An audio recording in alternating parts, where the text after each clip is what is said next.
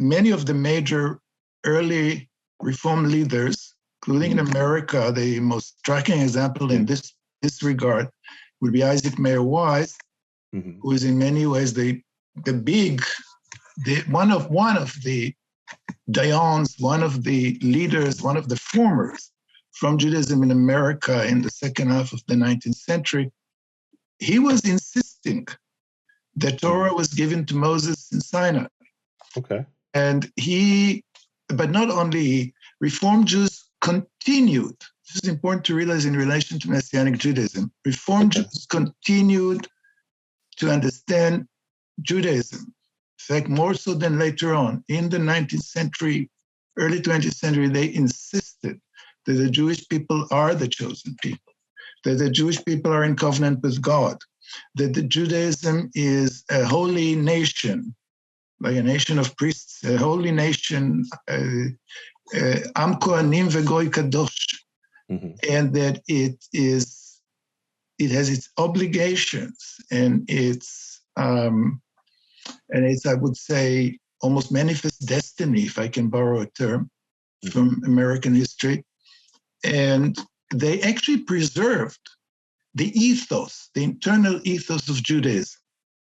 They preserved the notion, or they even assumed the notion that in spite of deciding at the end that the Talmud is not abiding, the Torah is abiding, but not the Talmud, they very often saw themselves as continuers of the old rabbinical tradition that was turning Judaism, the Second Temple period and beyond, turning Judaism always, reinterpreting Judaism and turning it more attuned to the demands and needs and thoughts of the day. In some ways, they saw themselves as heirs and continuers of the Pharisees, of the early rabbi. At the same time that they eventually decided that the Talmud is an abiding, that you are entitled to move away from rabbinical decrees if you find them to be not answering the questions of the day. And so in many ways, Reform Judaism continued traditional Judaism in a different way than Orthodoxy. Orthodoxy was also a new movement of the 19th century, a reinterpretation of Judaism in the name of tradition.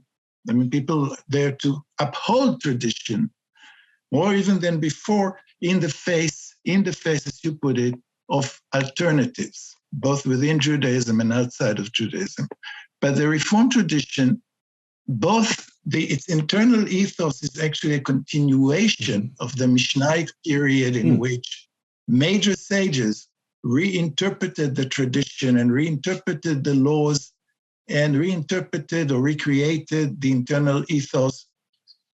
And at the same time that they were willing to move, sometimes more gradually and moderately, sometimes more decisively, from rabbinical halachic Judaism of the 18th century or of their time.